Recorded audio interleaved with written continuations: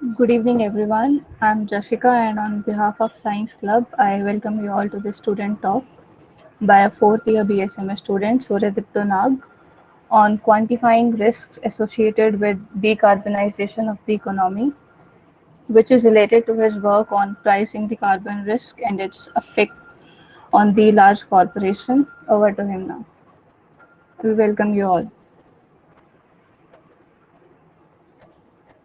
Hi, I'm Suryadeepto. I'm a fourth year undergrad BSMS student. So this is what I'm going to be discussing is mostly to do with a project I did last semester. It's about it's to do with climate finance and mathematical finance. But the talk will be at a pretty undergraduate level. I think it'll be mostly self-contained. Um, the only prerequisites, probably, if anything, are differential and integral calculus and a little bit of probability distributions. But if anyone at any, you just feel free to stop me at any point and ask me anything. Um, just a bit, can someone just confirm if my screen's getting shared?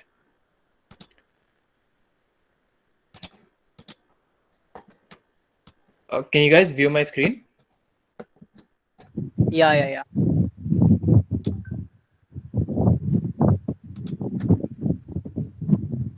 Can you guys still view my screen? Yes.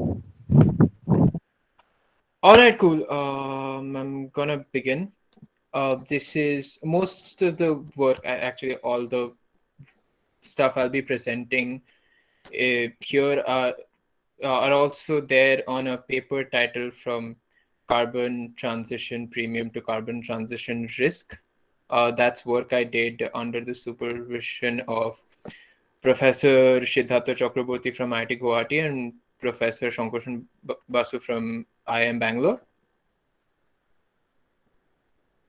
So yeah, who's responsible for accelerated climate change? Um, Large firms and corporations are responsible for most of the emissions around the world. I mean, despite all the media campaign about not using straws and using less plastic in cars and stuff, an overwhelming amount of emissions into the atmosphere are actually released by a very few companies, mostly to do with energy production, like oil companies, or in the chemical industries. So yeah, this is an interesting statistic. In order to actually check global warming, we're going to have to keep cutting down our greenhouse gas emissions until 2050. To bring it down by 2050 to 2060, we're going to have to cut it down by an amount that we unintentionally cut it down in 2020. Like, because of the pandemic and all the lockdowns and all the economic disruption, the amount that we actually ended up cutting down on carbon emissions, if we keep, so we don't have to maintain it at the 2020 level. At each subsequent year, we're going to have to reduce it by the amount we reduced it between 2019 and 2020 to actually get to a carbon neutral scenario by 2050 or 2060. And yeah, we're already polluting more than last year, so this doesn't seem to be happening.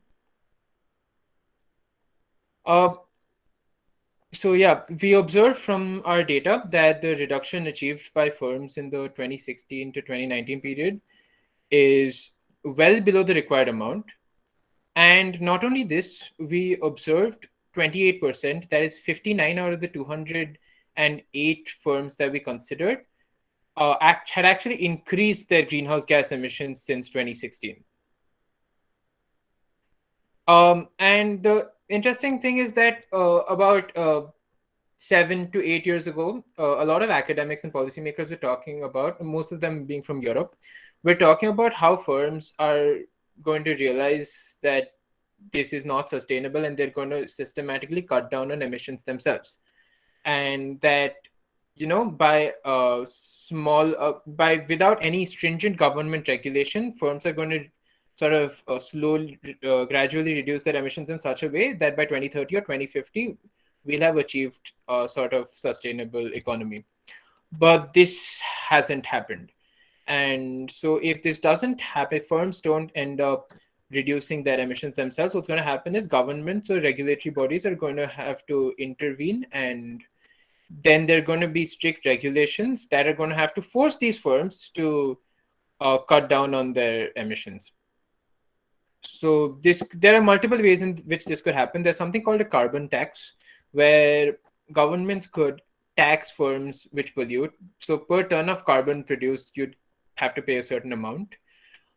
This is one of the proposals, but more lately, a lot of social science scientists are advocating that carbon tax might not help, and a more sustainable change in the economy, where the entire economy needs to be restructured in a manner that actually allows. So most of the economy is going to be integrated, and just putting a tax on carbon is not really going to help, because if you're going to put a tax on oil production, then you're actually going to have to come up with alternate sources in the economy to produce that energy.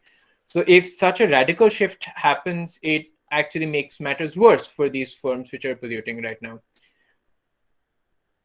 Yeah, so if the economy transitions to a point where they're emitting less carbon, that this brings a certain amount of risk to the firms. For example, if I'm talking about a firm like, say, Coal India or Chevron or ExxonMobil, what might happen is that these firms, if I tax carbon heavily, or if I actually say that a firm is strictly not allowed to emit more than a certain amount per annum, then this seriously hurts the business of these firms.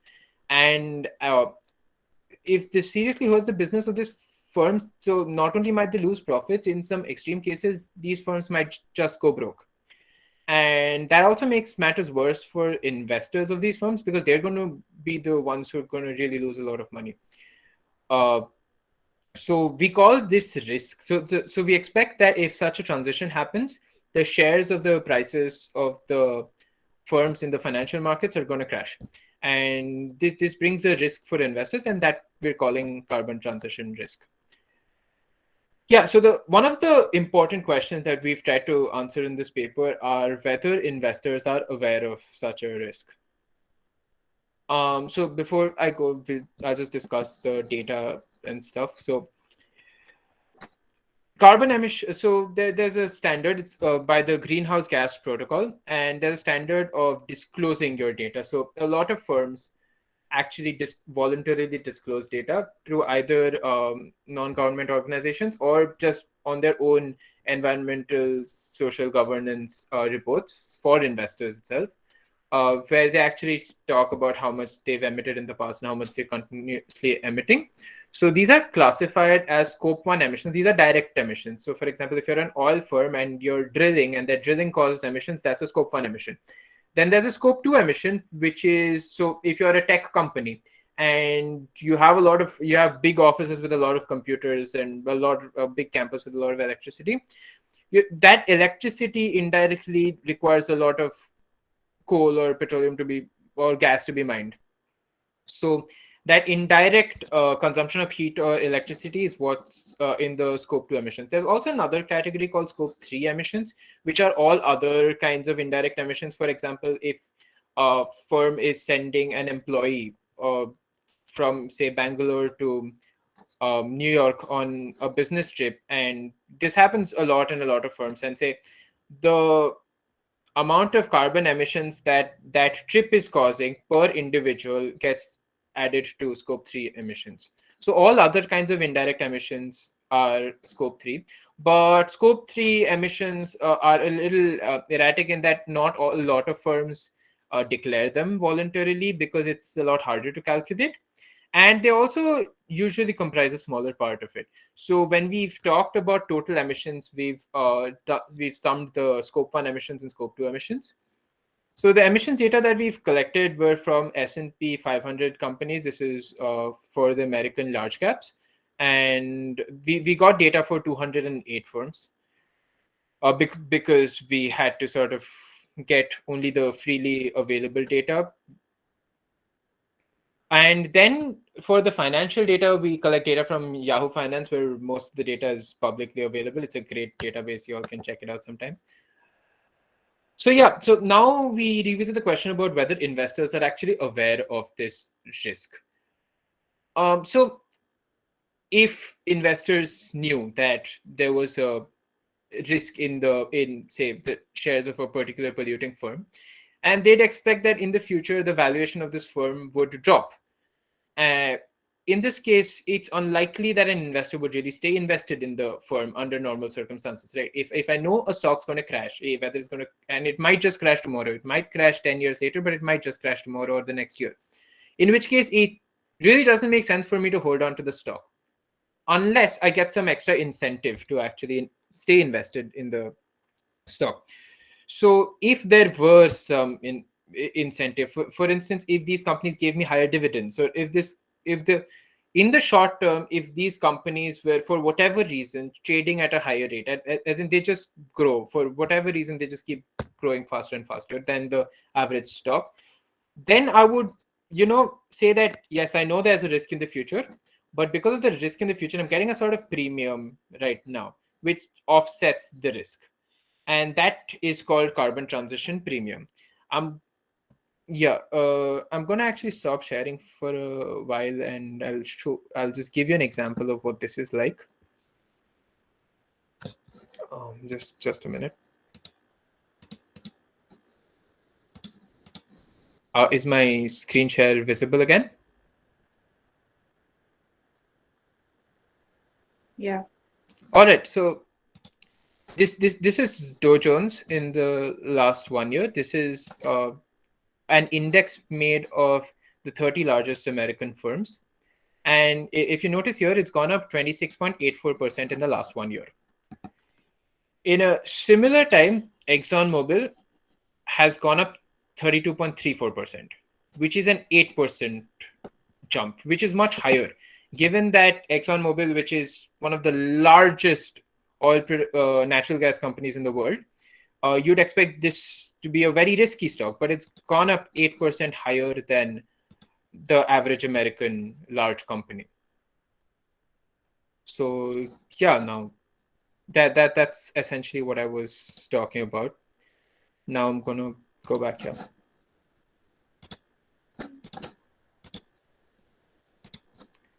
You guys can still see my screen, right?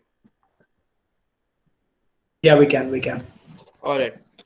Yeah, so now in order to estimate this carbon risk premium, I'm just going to be interchanging between carbon transition premium or carbon risk premium or carbon premium risk premium. In order to estimate this, we essentially come up with a linear regression model. That is this equation here. Now, to explain, actually, so what this model is here, it's so here RIT is, so T is the time index and I is the ith firm. So R here is the log of the returns that the firm has gotten in a year, say 2019, whatever percent they've got, the log of that. Alpha naught is a constant, alpha 1 is a constant, alpha 2 is a constant vector of coefficients, and these are our variables. So this log of 1 plus epsilon is our variable. So epsilon here is the total emissions, and one second. Yeah, it's actually math. It's the total emissions of the previous year. So the rationale here is that the investor, being aware of all the emissions in the previous year, is going to make a decision about the returns in the next year. It's going to make an investment decision in the next year. And we've added a 1 here, so that that zero emissions, this is the carbon premium term, right? So at zero emissions, we would expect this to go to zero and not minus infinity. So that's why we'd had to add that 1 here. So CIT here is a vector, and now CIT has a lot of parameters. We will come to that later, but this is basically a dot product. So essentially, you get a lot more terms like this alpha 1 long term, which comes out of this. And here, this tiny epsilon is the error. It's the So yeah, so the control variables that is in CIT that we've used are log of the total capitalization, the log of the ratio of the debt to book value, ratio of the invested capital to the book value, ratio of the book value to the total capitalization, the average momentum. So average momentum we've essentially calculated by for each date we've taken the last month of returns and how the stock's been performing, because we will assume that an investor will be more likely to buy a stock which has been doing well in the past, and so in the recent past. And average historical volatility, like you wouldn't want to invest in a firm that's highly volatile. So all these factors, apart from how polluting the firm is, all these factors like how much revenue you've had and how much expenses you've had, these are actually going to contribute to the price of a stock. These are the fundamentals.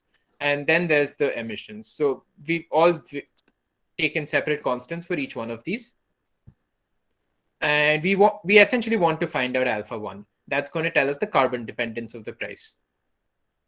So yeah, we do this, and this is a little small, but if you can see this, the value for alpha 1 that we get is 0.00151. And this might seem like a small number, but for context, the emissions that we're talking about is in the order of millions. So the average firm emits, I think, around 6.5 million metric tons of carbon dioxide equivalents, which includes like other greenhouse gases per annum. So when we take a log of that, I think comes out to around 15, I think, and so then this gets multiplied further. And because of the nature of our model here, so let me scroll up. Yeah. So this is a log term, right? So when we exponentiate this grows into a fairly large number. So we'll see that now. Yeah, see. So this was our equation. And now to get the actual return, so this was a log returns. Now, when we get the actual returns, we take an exponential of this. At any point, if any of you have any doubts about the math or the finance jargon I'm throwing, feel free to ask what's going on. So yeah, so this is a log. I've just exponentiated both sides, and then we've taken so this is the carbon term. We've brought that out, and we've represented the rest of it as this constant rho I naught t. We're going to call this the risk-free return per year, as in exclude. It's not risk-free exactly, but it's carbon risk-free, and this is the total returns. So the total returns is this factor into this. And now if I want to find out the carbon premium if I want to find out the actual carbon premium, I'll take my total returns and subtract my risk-free returns from it, which is this. The PIT is equal to this, and which is essentially this into this term minus 1 because I've taken this common. And yeah, this is what we get. So this is a histogram of the risk premium in the American market. So if you can see, if I just look at the mode of the data here, so a very large number of firms are getting around a 2 to 3% return simply because of the premium, in the sense that this surplus value that these stocks are getting is not because of they've done well or they're good stocks or they have some potential in the future, but because statistically, but because they're more emitting, so they're gaining these returns. And if you look at here we have the emissions on the x-axis, and we have the premium as a percentage on the y-axis, and you can see there's a gradual increase. There are other factors, so it's not a straight line, and there's a sort of distribution here because of all the other factors. But in general, you can see there's an increase. There's a relationship between the risk premium and the total emissions. So yeah, now what we'd really like to do is we can, so as we've seen, we can estimate the premium from the market. But as an investor, what we'd really like to do is, if say I am investing in Exxon Mobil, if the price ever crashes, how much will it crash by? Because I'd need to know that. And that's really the second part of what we're trying to find out. Now, it's impossible to tell when the legislation will come. Governments are erratic. There's no proper way to predict it. And there's no proper way of saying that what exactly the legislation will be. I mean, will it be a tax of 10% per ton of carbon? Will it be 20%? Will there be a cap on the amount of carbon? So we don't know. And neither do big short investors. In which case, what we can do is, given the given the premium that we have, we can make an attempt to estimate the maximum risk that this premium will offset. So we define something called a single event transition risk. That is, if on some day, at some instance of time, if the government decides to, give the most stringent possible legislation on carbon, what is the exposure? Because so this gives us the maximum exposure of each firm to low carbon transition.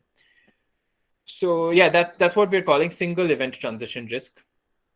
And to modify this, we also don't know when it's going to come. So we're going to modify this as a stochastic process. Okay, so here's where the math's going to start. It's mostly going to be calculus, but if at any point someone has a doubt, I can explain it. So let's say RT is some process, and this essentially it's one if the transition event occurs at time t, and it's zero for all other times. So you can, so this function is somewhat like a delta function, right? It's zero everywhere except it's one at one particular instance in time where the event occurs. And yeah, so now let's this is just a rigorous way of defining it. I'm just going to scroll down a little bit.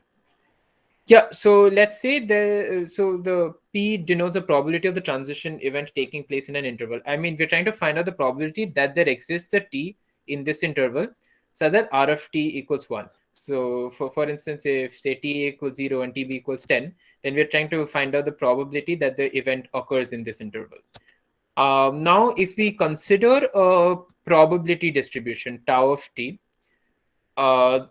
then we essentially so the probability distribution tau of t is for when this event occurs, right? For when r of t is equal to 1. So we essentially get this, where this is the probability and this is the probability distribution, and this will be valid for all times from t naught, which is the initial time, to infinity. And since this is a probability distribution, we also know that the integral of this will be 1. So now we are trying to model the single event transition risk. Just 1 minute, I'm going to drink water.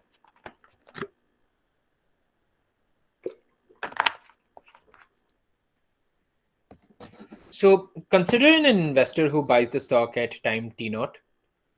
We're assuming an investor who buys a stock at time t naught and not someone who's already in possession and who's basically bought the stock at some time earlier than t naught, because it really doesn't matter in the sense that holding on to a stock you own is essentially the same as buying a new stock, because we're trying to sort of look at it from a profit scenario, and you're holding on to the stock only because you think there's going to be profits in the future. Same for buying a stock. So now, without loss of generality, we just set all initial prices to 1.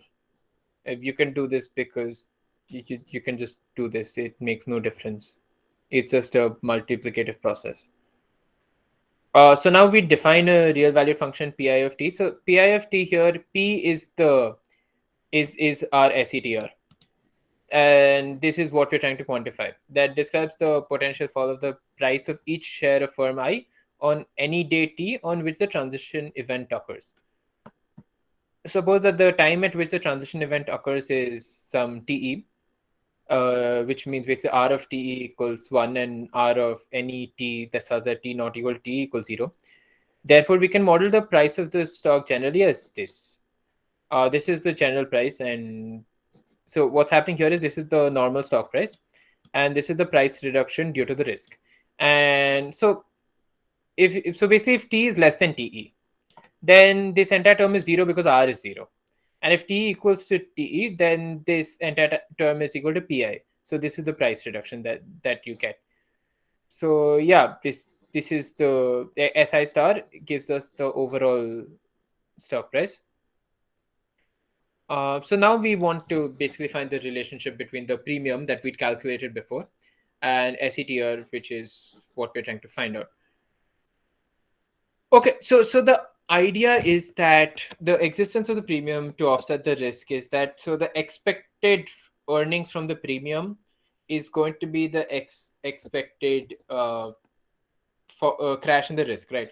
Because so look at it this way: if the expected price from the premium is less than the expected crash, then I'm just going to sell the stock. I'm not going to hold on to it because it's more of a risk for me, as in like the most logical, the completely rational individual would not hold on to it. Which is why we essentially equate the price of the premium to the price of the risk. This is actually how a lot of pricing happens, and this is inspired from pricing credit derivatives. But essentially, what's happening here is AI is the total amount that we stand to gain from pricing premium. And if you look at it, if P is the premium, then from T naught to TE integral PDS gives the total amount of premium I'm expecting to earn between T naught and TE. Note that we expect that there won't be a premium after TE given that the crash has already happened. So this is the total amount I can earn for a given TE. Now we don't know what TE is. So then we're going to average over all possible TEs. This is a weighted average, and we're weighing it by the probability distribution of TE. So this gives us the total amount the total expected amount that we expect to get from the risk premiums. And assuming a constant, if we are assuming P is a constant, so we get this. Just simple integration here. We get this because this becomes T naught to TE, and we don't know tau, so we're going to leave that here. But we split this up into two terms. If you look at this term and this is very similar, except instead of this integral term, we have a TE here. So this is a weighted average of TE. And weighted average of TE basically gives us the average TE as the expected time of arrival of the transition event. And if you look at this integral, this is just 1 because that's how we define tau. So the second entire term just becomes T naught.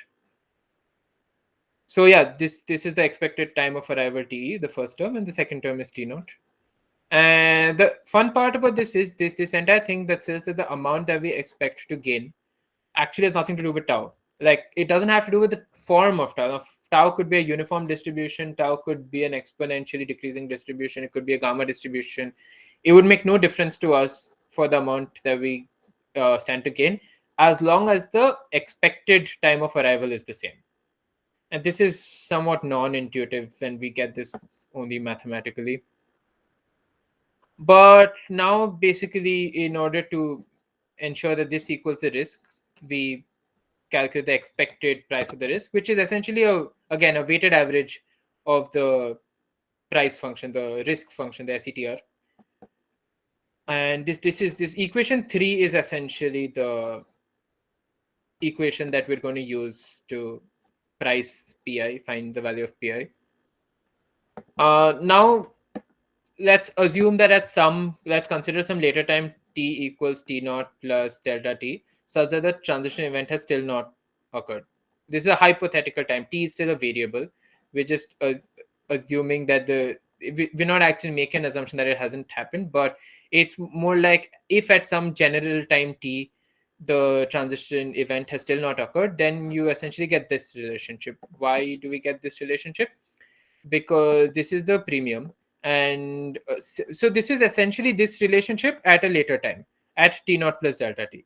So you get the premium at t naught plus delta t instead of pi t naught, and instead of the expectation of te, you get the expected value of te such that te greater than t naught plus delta t. This takes care of the whole assumption that the event has not occurred.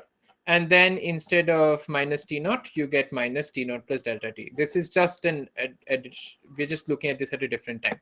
And then same, this stays the same, except instead of you had t naught here before, now you have t naught plus delta t. And you have a constant c here because now this tau here, the integral of tau we had taken from 0. So when we defined tau, we defined tau from t naught to infinity to be 1. But now, since we're assuming at a later time, and the thing still hasn't happened, then the probability distribution changes. I mean, given that the probability hasn't happened, so let's say we're at 2021 now, and which is t naught, and at 2020, if we're looking at this at 2023. Now, initially, we said that the integral from 2021 to forever was 1.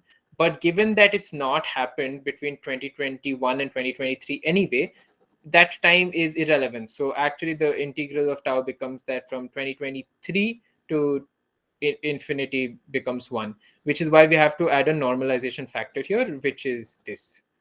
It's the reciprocal of t naught. So we're just scaling by this for this equation to be actually able to hold true. Now we split this part up from t. So we had this integral, right? This integral we're writing as t naught to infinity minus t naught to this, from the laws of definite integrals. And when we do this, note that this is what we had apart from the c. This part is what we had in this equation. This is this term. So we substitute that term here, and we get this. And now we have this equation. Now, from this, yeah, so this is the final equation that we get here. I know it's a little ugly, but yeah, can't do anything about that. So, yeah, now to make this slightly prettier, we're putting t naught plus delta t as t dash, and you get this equation. Now, basically, what this is giving me is that t naught to t dash this is giving me the average price of the SETR in this interval. So you can ignore that this is just a formula, this is algebra. But this term on the left hand side is giving me the average value of p in this interval. And the idea is that if you make this interval sufficiently small, you can sort of approximate you can approximate a value for pi in this interval. And then but like then to get a more explicit form of pi, we just take a partial derivative of both sides with respect to ti to t dash. We do this to get rid of this average thing. And anyway, since t dash is a variable, that's not causing an issue here, so we just get rid of this altogether. Fair amount of algebra later, we get this, the p of t dash. So p of t dash is into tau of t dash is equal to this, and this term and this term obviously cancel out. So you get a much prettier final expression. P of t dash is equal to this. Now, since t dash was a variable to begin with, and so essentially you're assuming, so this gives us the value of the risk if the risk comes at time t dash. So if some politician somewhere stands on time t dash and gives a speech and says that we passed a bill that says that basically cancels carbon emissions, then this is the value of the risk that you get. And now we basically test this value for different values of tau, because we also don't know tau. That also is another problem. So we look at three common examples: an exponential distribution, a uniform distribution, a gamma distribution. This is an exponential distribution.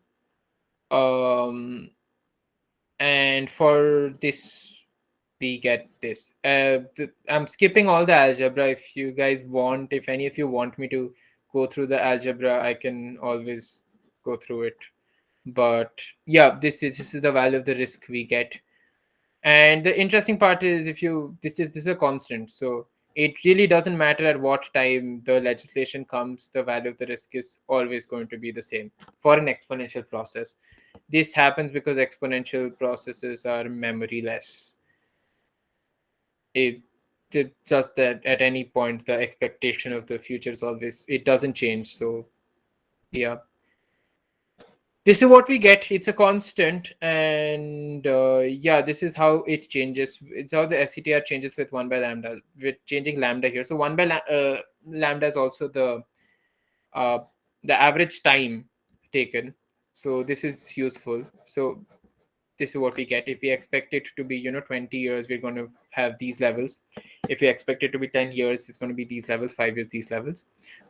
This corresponds to this is maximum risk, average risk, and minimum risk. This is with lambda. It's the same function. Now we go to uniform distributions. So uniform distributions basically like a straight line between two things. That's the entire, and it's zero everywhere else. So this is what it is. This is a constant. um yeah, in which case, in the case of uniform distribution, we actually don't get a constant setr. Setr is time dependent. Like we can see here, it's linearly reducing, and it's linearly increasing with theta max. Theta max is like the maximum amount of time for when we can get it. So I think uniform distributions one might just be more accurate in predicting when the risk will come than exponential. Simply because this is very useful. The whole zero, and then you can have like, so for instance, say in America, we know that the Democrats have a more environment friendly agenda than the Republicans, right? So you can sort of rule out the risk when a Republican government is there, and then you can say that when the Democrat government is there, you have a certain risk, and then they get removed after say 4 years or 8 years. And then again, say if you expect a rep government to be elected, then the thing's going to be zero again. Uh, which is why this becomes useful. Yeah, this is a 3D graph. I should have probably done an animation here, but anyway, but this is the same thing. So at theta max, so t dash can only be less than theta max. Okay, so which is why this is the plane that you get. This is a triangular plane which gives us the different values of the setr. This is with t dash, and this is theta max. So the maximum setr is going to be where theta max is very large but t dash is very small. So the expected time of average is large, but the risk unfortunately comes very quickly, rather fortunately, uh, which is when this happens. And gamma arrival processes. Gamma processes, they look a little ugly, but they're one of the most general processes ever. And the exponential is a special case of this. But yeah, they have parameters a and b, and you get this solution. This is, again, very ugly, but it's kind of useful because it's very general. We can actually put values of a and b to get back the exponential distribution. If I put a equals 1 here, then I basically get the exponential distribution. This gives me the exponential. This gives me a constant. This gamma a comma b t dash is called the upper incomplete gamma function. That's this. The derivations to this has a lot of algebra. I can, again, yeah, I'm skipping it.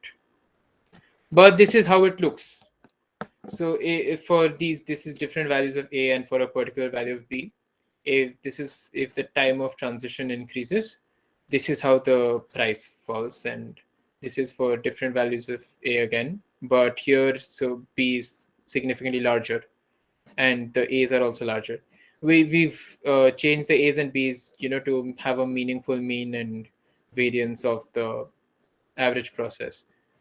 Uh, so yeah, and this has been done for assuming a premium of 1%. Actual premium, as we saw, is slightly higher. And this is for different values of b for a given value of a, the same graphs. And now the important question is, given that we know that now in the short term there's a premium and in the long term there's a risk, does it make sense to stay invested, or should I sell everything, or should I invest against it? Like, should I short it?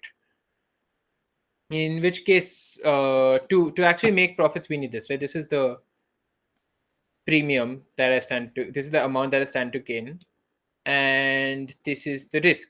So this is the condition to actually make profits from this. So yeah, and so we essentially try finding out the area where this condition holds good, the area under the probability distribution under which this condition holds good. And if the area is greater than 0.5, then the probability of making profits is higher. If the area is less than 0.5, then the probability of making the losses is higher. So yeah, we do this for exponential distribution.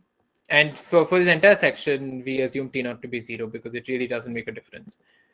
So we need, so this condition essentially, because, I have, for explanation, I have P by lambda here. This essentially means I need TE greater than 1 by lambda because PP cuts off. And so if I actually find the integral from 1 by lambda to infinity of the distribution, I get E inverse. So 1 by E, which is like 1 by 2.7, which is less than 1 by 2. So essentially I have, so if it's an exponential distribution, then I have a big chance of making losses on by investing. So I should just divest from all firms which are polluting. If it's a uniform distribution, then we need this criterion. Again, we do the integral, and only for the uniform we get an exactly half. So the uniform distribution is purely neutral. So the thing is, because we made the assumption that the premium offsets the risk, the expected value of the premium offsets the expected value of the risk, you'd expect that the entire investment, whether I hold long or short on a probabilistic degree, doesn't matter. But the truth is that, I'm not actually going to be comparing myself with myself in parallel universes who get lucky. So the expected value really doesn't make a difference. What I'm really interested in is the probability of making any profits at all. So, which is why here the probability of making losses is less than the probability of making profits, even though the amount of profits I would make is more than the amount of losses I would sustain. But I don't care about that as much as I just want to avoid making losses. In the uniform distribution, because it's uniform, this is a constant. So the amount of profits I can make and the amount of losses I can make is a constant. So because I had assumed a neutrality in the beginning, this is also equal. So we can't really say about whether it's better to make, it's not clearly better to either hold or sell.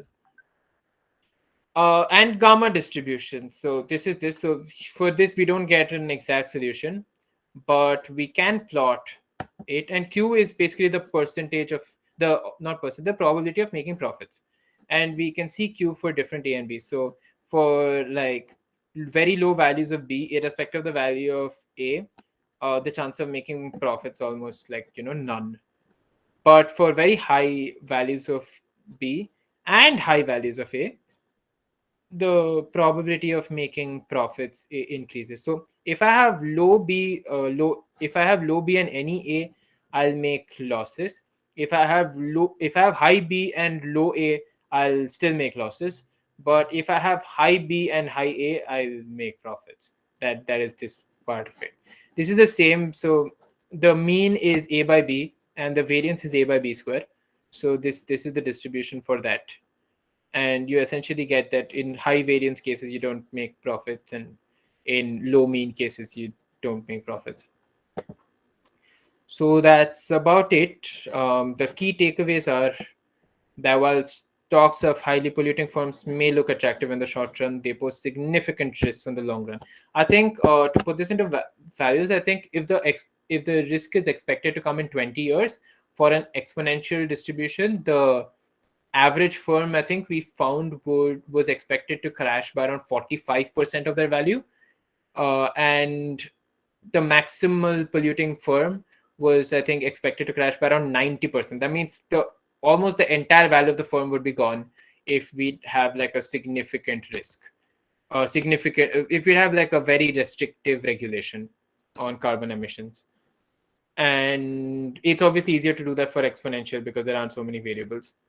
For gamma, you'll probably get you will get an array of different possibilities depending on A and B. So yeah, this risk depends on the amount of emissions produced, that is the premium, and the probability distribution of the arrival of the low carbon transition risk, that is tau. Despite the pricing of the risk being fair, so we assumed a fair pricing, the probability of making profits by investing in a polluting stock need not be even. Like we saw, exponential and gamma need not be even. For instances, in the case the exponential distribution and level process, the odds of making money is always lower than the odds of losing money. So yeah, that's about it. If anyone has any questions, I can answer. I have a question. Could Yeah. you go to the? Could you explain what your control variables mean? Yeah, sure. Uh,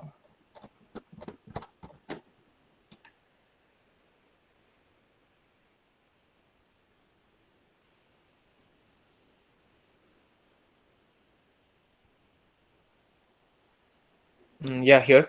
Yeah, Total. these. Just like Yeah. explain these. I'll just explain them in like loose words. So total capitalization is the total amount of money available for the firm. That includes. So the market capitalization would be the amount of value of the each share that's available in the market plus all liquid assets of the firm is the total capitalization. Debt is debt, and book value is basically the set of one second. The book value is essentially your net. What are your assets minus liabilities? So debt to book value is the ratio. Invested capital is whatever capital you've invested in your firm. Again, this book value. Total capitalization again. Average momentum. So momentum is the average returns that you've been getting off late. It's like if you look at the graph, it's the momentum of the last bit. And average historical volatility. Volatility is say the standard. You can look at it as like the standard deviation of the price movements. So volatility, historical average historical volatilities, we've taken a period and we've taken the average value of the the ups and downs. So highly volatile stock goes up and down a lot. Low volatile stock sort of stays constant. Revenue is the total earnings and expenses is the total expenditure. We've done all of this for a particular year. So this the total capitalization, debt of so debt, book value, investor capital. All of these were taken at the end of the company's individual financial year. So this does not mean March. Different companies declare it at different times. So for some of them it's December, like some of them it's March, some of them it's November, and we've essentially considered the stock prices for that period itself for each firm. So if a firm's say if a firm releases its results on 31st December, so their cycle is Jan 1st to 31st December, then we've considered the stock prices from Jan 1st to 31st December and the carbon emissions that came before that Jan 1st. I had one more question, if you Yeah, can take it.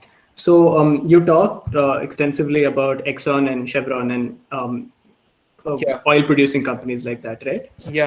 How do you assess the risk entailed in investing companies that are producers of fossil fuels, but not necessarily the biggest emitters of atmospheric carbon dioxide? In this sense, producers of fossil fuels, but uh, okay, you're essentially saying that it's if there were a firm which produces fossil fuels cleanly, but the fossil fuels themselves go on to actually cause pollutions. Yeah. Right.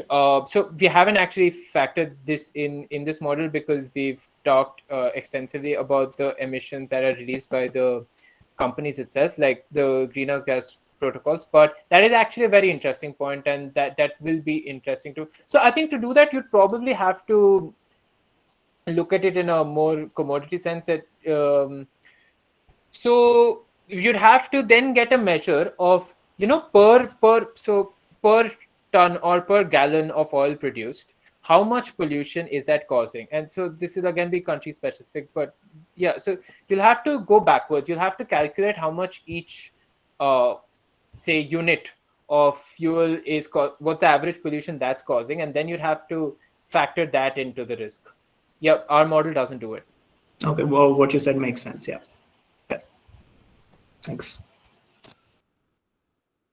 That's actually a very interesting question. Yeah, there are some questions in the chat box as well. Okay, wait. I'll just read it out. 1 second.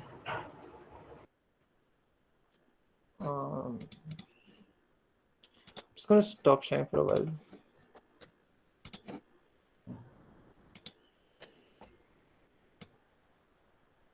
The constants are positive. Do you mean the constants in the parameter Amok, do you mean the constants in the parameter estimation? Wait, I'll just share it again. This is just going to be a pain otherwise.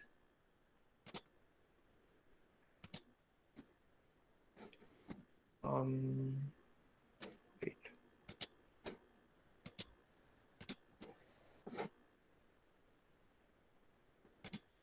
Amok, are you here?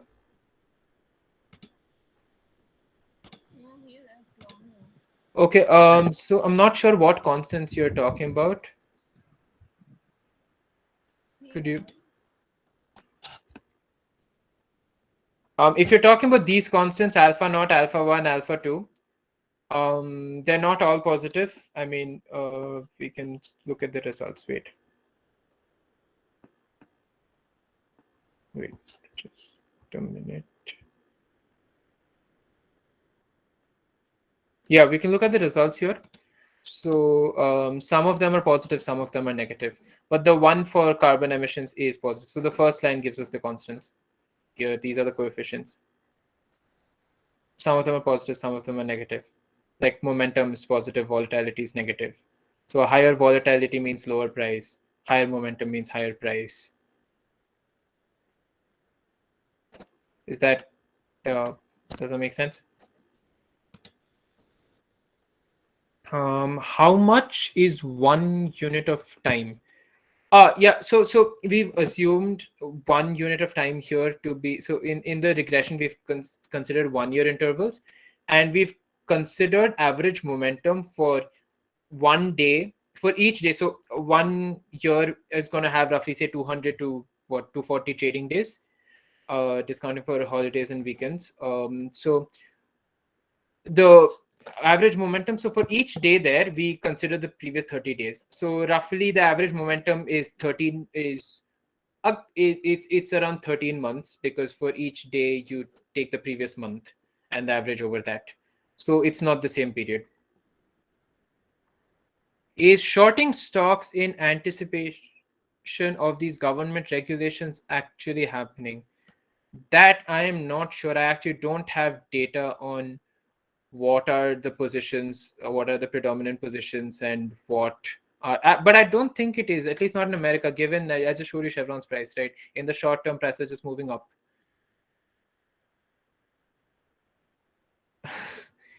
The study is done to make such things oh, okay, yeah, in reply to Sharon. Okay.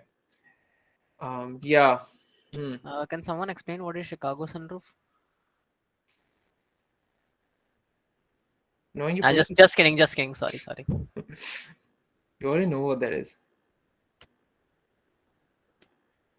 I have a few questions, if I can ask. Yeah, sure. Yeah. So, firstly, when you pick the model, like the alpha 0 plus alpha 1 log 1 plus epsilon, like Yeah. what was the reason for choosing that Oh, kind of model? so that's not, I wasn't the first person who did that. So this is so there's extensive literature on carbon premium. All right. So, and most of them use linear regression models. The idea of using a linear regression model is because you have a lot of factors. I mean, you can use more complicated models, but these sort of fairly seem to work. And this has been done by a lot of people before. What we did here is we introduced this one here to stop this from to make this more mathematically consistent, and we chose to have log returns here. The reason why we chose to have log returns here is, okay, wait, I'm going to show you here. This is the paper. I'll explain it better here. Can you see my screen? Can you see the paper? Yeah. Okay, I'll explain why we use log returns. So, okay, this is a geometric Brownian motion model of stock prices in general. Okay, it's a very predominant model. It's used everywhere. And if you sort of look at this is the log returns of that. The log returns of that is essentially this term, which is the drift and the drift and the volatility terms, which are dependent on the company fundamentals, plus a random error term. And this is very similar to the term we're getting here, which is, so the alpha 1, alpha 1, alpha 2 terms would be the drift and the would account for the drift and the volatility, and the epsilon term here would correspond to the W that we have here. And this happens only if we take log returns. If we don't take log returns, and if we basically do that, then what happens is that the error scales exponentially, but here our error becomes linear. And in order to avoid that, we took log returns. This has also been done by these guys before, Oestrich and Siakas. Okay, I get it. So it's more like historically, we know this is how things progress through time.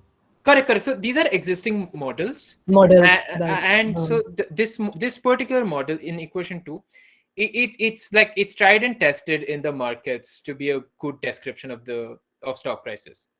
And so we wanted our model to sort of work with this. We wanted it to be consistent with this. Right. Got it. Another question I had, and okay, I am extremely dumb, so forgive me, this is a stupid question.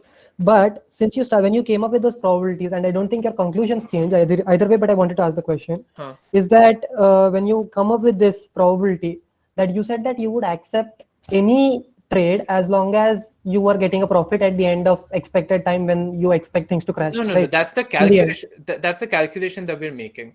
So I'm saying that I'm not necessarily saying that every investor would accept any trade as long as you're making a profit. The calculation that we're trying to make there is that if an investor had just premiums and risks to trade off between, would I want to look at my expected profit, or would I also want to look at my chance of actually making a profit? Right. No, I'm fine with that. My question was more like, when you compared whether it's a good idea to keep or not, you had compared it saying that if my expected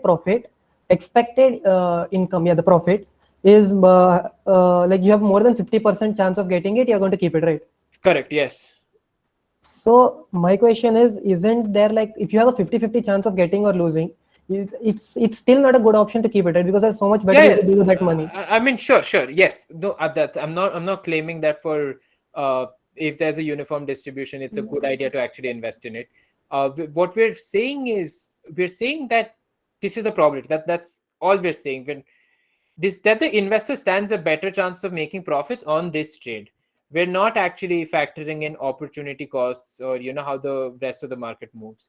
Right. It's more of an analysis of the premium risk trade-off rather than actually telling the investor what they should do. What to do? Okay, correct. Fair. Also, in all these calculations, PI was assumed to be 1%. I remember. No. That's in the PI was assumed to be 1% in drawing this graph. Okay, but in all the other ones, what was chosen? In the numerical calculations, PI was chosen to be the average that we found. But in most of these, if I scroll down in the trade-off questions, in the last section, the value of PI doesn't matter. So apart from the graphs and the numbers, if the value of PI actually never matters. Right, because you are not looking at how much you are looking at, rather the chance of getting it or not. Not exactly. I'll tell you why it doesn't matter. It doesn't matter because in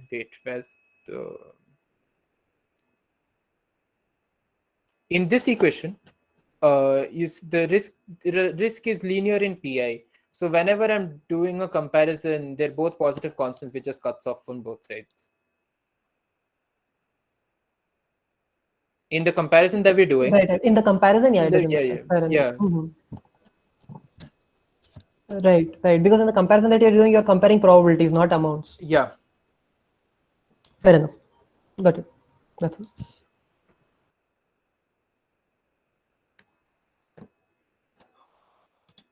Any question?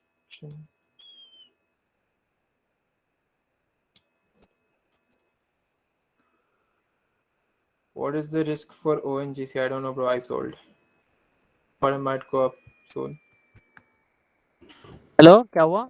Bro? Nothing. You asked what is the risk for ONGC. I told you I sold. I don't know what the risk for it is. भाई आज ऊपर क्या बता रहा हूँ. Okay. Probably.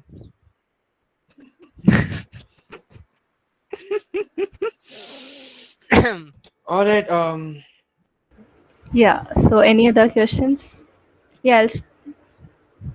Anyone?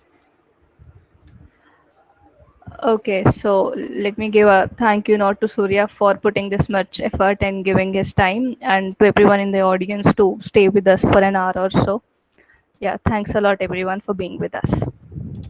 Thanks a lot, Science Club. Actually, it's very Thanks a cool lot, that you Surya. guys are doing this. will you extend this research to companies based in India? You can just use the formula. भाई तो data मुझे नहीं collect करना ना Zerodha se le le. भाई